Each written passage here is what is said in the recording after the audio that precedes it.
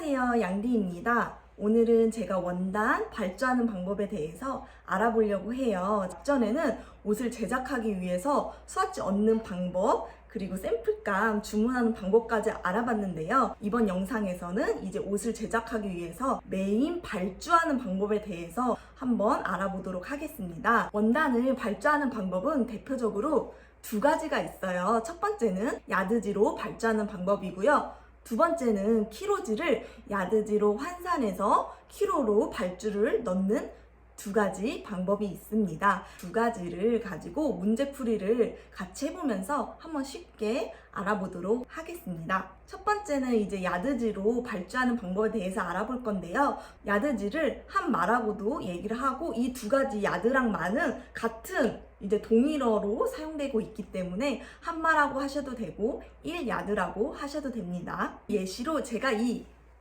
티를 한 장 가지고 왔어요. 이 옷이 0.8야드라고 했을 때 30장감을 발주해야 된다고 하면은 0.8 곱하기 30장을 해주시면 됩니다. 그랬을 경우에 숫자가 24가 나오네요. 24야드로 발주를 넣으면 됩니다. 야드지는 계산하는 게 어려울 게 없어요. 말 그대로 옷에 들어가는 이제 요척 그리고 필요한 수량만 곱했을 때 그 숫자를 그대로 뒤에 야드만 붙여서 발주를 하면 돼요. 복습하는 의미에서 이번에는 좀 헷갈릴 수 있는 문제를 가지고 왔어요. 티에 한 벌에 소요되는 요척이 0.7야드라고 했을 때 25장감을 발주를 해야 되면은 0.75 곱하기 25를 했을 때 18.75가 나오는데요. 여기서 주의점은 야드지는 소수점은 발주가 불가능합니다. 그랬을 경우에 18.75니까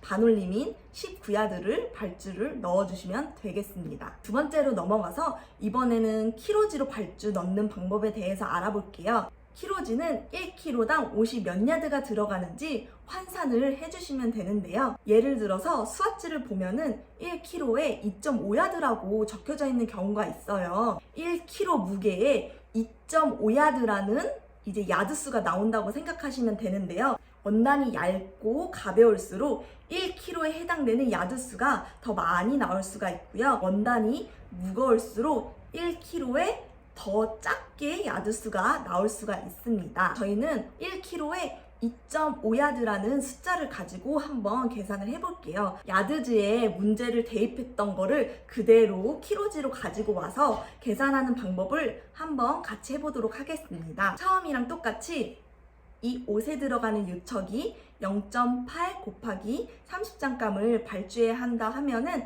24야드가 나오는데요. 24야드에서 키로지로 환산하는 방법은 1kg에 해당되는 키로수의 무게를 나눠주시면 됩니다. 그러면 24 나누기 2.5야드를 했을 때는 9.6kg가 나오네요. 9.6kg를 발주를 넣어주시면 됩니다. 키로지 같은 경우에는 야드지랑 다르게 소수점까지 발주가 가능합니다. 그 이유는 1kg에 2.5야드가 해당되기 때문에 소수점을 제외하고 원단 발주를 넣게 된다면 필요하지 않는 원단을 많이 이제 얻게 되는 거예요. 야드지 같은 경우에는 반올림을 해도 이제 0.5야드 오차 범위 내에서 이제 왔다 갔다 하지만 키로지 같은 경우에는 무게마다 야드수가 다르기 때문에 1kg 단위로 만약에 나눠서 발주를 넣는다면 필요하지 않는 원단이 막 3야드에서 6야드까지 이제 발주를 넣어야 되기 때문에 키로지는 소수점까지 발주가 가능합니다. 두 번째 예시였던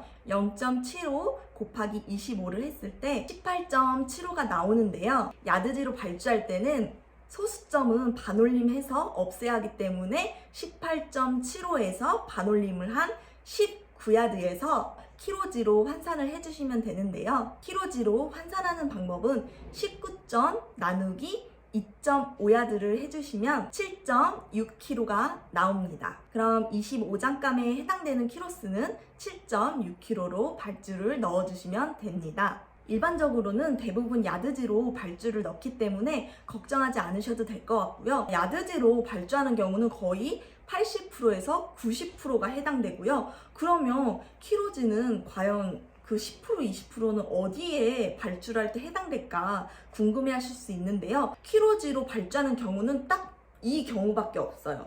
후드나 맨투맨이나 이제 추리 원단 같은 경우에 발주를 할 때 키로로 넣는 데가 많기 때문에 키로로 발주를 할 때 제가 대입했던 공식을 가지고 한번 여러분이 하려고 하는 그 요청의 장수를 한번 계산을 해보시면 도움이 되지 않을까 싶습니다. 다음 영상에는 오늘 예시로 가지고 왔던 문제를 가지고 옷 원가 계산하는 방법에 대해서 알아볼 건데요. 원가를 계산할 때 쉽게 놓치고 갈 수 있는 부분들을 제가 체크해 드리면서 옷 원가 계산하는 방법에 대해서 알아보도록 하겠습니다. 안녕!